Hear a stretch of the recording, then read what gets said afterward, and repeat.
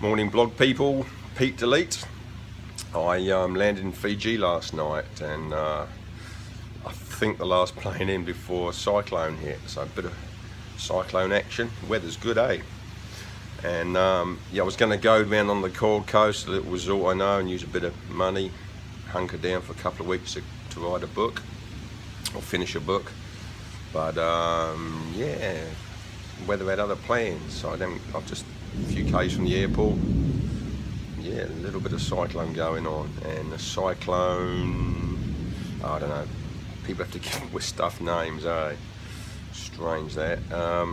Kenny, Cyclone Kenny.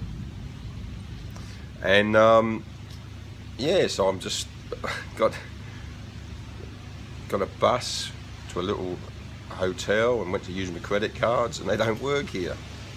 So I've got a month in Fiji with very little money. I bought a little bit of cash, which is enough to pay for the hotel for the night and a breakfast.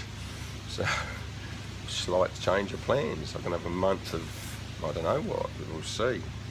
I was going to do my book writing in a nice little resort I know, and a bit of massage and recoup. Being a peripatetic poet can be a bit hard on the old body. So yeah, and then I was going to go feral, but I might go feral early and have a month of it. So we'll see what happens, see what comes. But I went to reception this morning, and this young man asked if he could help. I said, yeah, I've got two questions for you. One was what time's checkout, which he asked me. The other one was, when did money come to Fiji? And he thought for a bit and he wasn't sure. But I suggested it wasn't here in ancient times, you know, it's a Phalange thing, white man thing, and he nodded his head and he said, in old times, wealth was measured on how much good you put out to the world, and you can really feel that in the Fijians. It's getting lost. They've all been putting slave labour into resorts and put into schools and told, you know, education's the key. It is. It's the key to misery. They didn't need educating in the old times. They just learned from the old people, and yeah. So, and I come here about 20 years ago, something like that, and I come here a bit stressed, more than a bit actually, and I went home peaceful and serene, and I saw the same around me, you know, people from Australia, New Zealand, America come here, and after a couple of weeks they were just floating, but it's all changed, I've seen them here, they're trying to fly out, they can't, but they're still stressed, and you know, they think a bit of money can buy a resort a couple of weeks, but yeah, the misery's too deep, I think. But anyway, that's their journey. So yeah, I met a group at the airport last night, a group of young Christian people, lovely people, and they got chatting, and I asked them off to Indo to spread the gospel, and they saw my little tattoo on my arm. I don't know if you can see that there, Matt 28:19, and so they immediately assumed I was a Christian because I had a Bible thing on my arm, and they weren't sure what it was, so I told them that the translation I was, go forth and make disciples of all nations, and they loved it, they lit up, because that's what they do, and so I gave them a poem, and they just lit up, and yeah, it was great, but I started speaking a bit of truth about, I talked to the old people, the old indigenous peoples, about God before religion. It's always a different word, but again, humans have to put names on stuff that they don't understand, and yeah, Fijians have a three-letter word, God, whatever you want to call it. I call it God, you know. I was very resistant to that for a long time because of my Catholic upbringing, but I can't be bothered with power of the universe or my higher self or all that old blah blah bliggity bloop. So I just keep it simple, call it God, 3 letters, done. And but yeah, I talk to indigenous peoples, and their stories, wherever I go, it's all pretty much the same. And yeah, I'm going to talk to a historian later on, possibly today, if we can get through the weather, about the Fijian. I've already had some good chats with him before the missionaries turned up and told them they were doing it all wrong and got to cover their tits up and you know, be miserable. So and the Fijians believed them because they had bigger boats and God knows why. They still do. So In Fiji, the word for the white man is kai falangi. Falangi, the white. I'm not sure about the kai. In New Zealand, kai means food, and the Fijians should have eaten the missionaries, and at least they've done some good, and the teachers that turned up and told them they're doing it all wrong, and yeah, at least they got some sustenance out of it. I've got a poem anyway, and Christians love it because they think I'm speaking their language, but they don't listen to it properly. So it goes like this. Hang on, I'll just shut the door. The old cyclone's getting a bit hairy.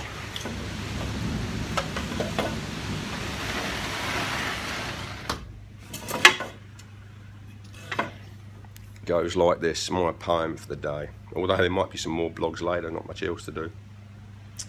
The less you do, the more gets done in the land of eternal sun.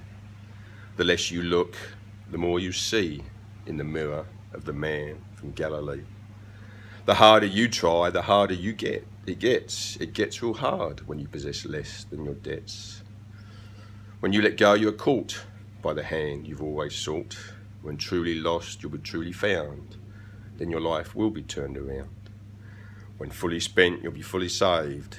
Then your path you'll be shown, and with gold it's paved. So yeah, Christians don't listen to that one properly enough, but Jesus wasn't a Christian, Christians. Go figure. So yeah, the last time I come here, the time before, about 9 years ago, I'd lost everything in my world, and all my businesses, my money, my family, and I come here, I thought to die, but I didn't die. The Fijians in the villages show me a beautiful kindness, open hearts, families how it should be, away from religion and away from materialism, and they saved my life. So I'll probably be talking a bit more on that one later. Last time I was here, I brought a friend who was in a similar place to me 9 years ago. He'd lost everything. Well, he was about to, actually. He was about to kill himself. Wife had kicked him out, took the kid. His church had turned against him because said he was doing it wrong because of his Maori spirituality. So I helped him out a bit, brought him here, and you want to see him there, man. He's beaming. And long story, and we might talk on that another day. But yeah, his church turned against him. They all sided with the woman, and yeah, it's horrible to see. And that, back to my tattoo, go forth and make disciples of all nations. I believe Jesus, the philosopher, the man, not the myth, the bollocks, just went in search of what love looked like. He obviously had a bit of a messed up childhood, so he went in search, and started, once he got to a peace and a truth, he started showing what love looks like in form. And not sure he loved himself enough. The old Zionism's a hard one to push through, but yeah, I'm not sure about that. I'll look more into that. But yeah, just love in form and put love out into the world and show what comes. And also the threat it is on the fear-based world that he lived in, and even more so now. It's a lot more subtle now. Back then it was just the Romans killing and taxes. Now it's a lot more subtle, and it's insidious everywhere. Newspapers, just bank systems, everything. Thankfully I'm free of all that old bollocks, and I'm going to go and I think I'll have a second dig at the old buffet breakfast, because it just keeps going and going. So you have a lovely day. I'll talk to you soon. God bless you, whatever that is to you. Bye.